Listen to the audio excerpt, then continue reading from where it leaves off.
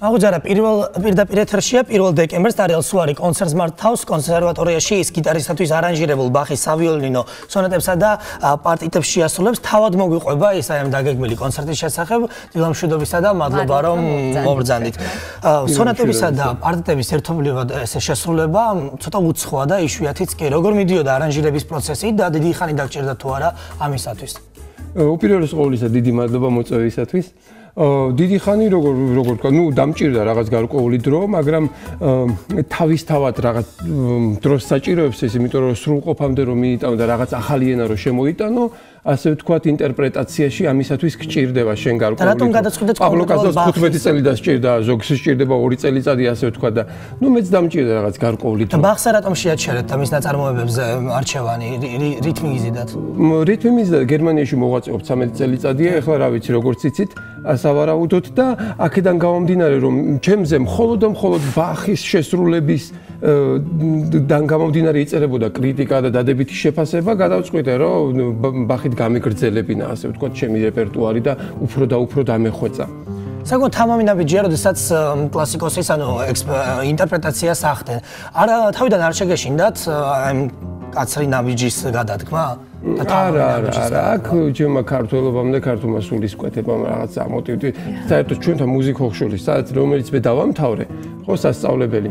აქ ბახს არავინ არ უკრავს, იმიტომ რომ გერმანიაში ცოტა თავისებური დამოკიდებულება აქვს ბახის მიმართ და ყველა მაინც ერიდება, რომ მე გახდება რაღაცა კრიტიკის. კონსერვატორია საზოგადოება აი ამ თავიანთი მუსიკაა ეს და მე კიდე ისე გავაკეთე, რომ ეს ბახის მუსიკა ხო უფრო მივამსგავსე ისე კლავესინს, იქ ორღანის რაღაც ელემენტები შემოვიტანე და თლიანად შევცვალე ეს ტექნიკა, რომელიც საერთოდ სტანდარტია და მიღებული იყო. ამიტომაც გამოჩნდა ისე რომ აღია. სიამოვნებით მოვისმენთ აი ამ ინტერპრეტაციას, შეიძლება. ერთი რამ მინდა განვაცვალო კონცერტთან დაკავშირებით, მე გავიგერო თუ მე მეკითხებია რომ ფილარმონიაშიც უკრავ პირველში. ფილარმონიაში არ უკრავ, ჩემო ძვირფასო მაყურებელო, მე ვუკრავ მხოლოდ კონსერვატორიაში პირველში, ისე რომ მობრძანეთ მხოლოდ პირველში, კონსერვატორიაში ვიქნებით მე და ია, ჩვენი ასე ვთქვათ მსმენელი და სხვა დროს შესაძლებელია ფილარმონიაშიც გავუკრავ, მაგრამ არა პირველში.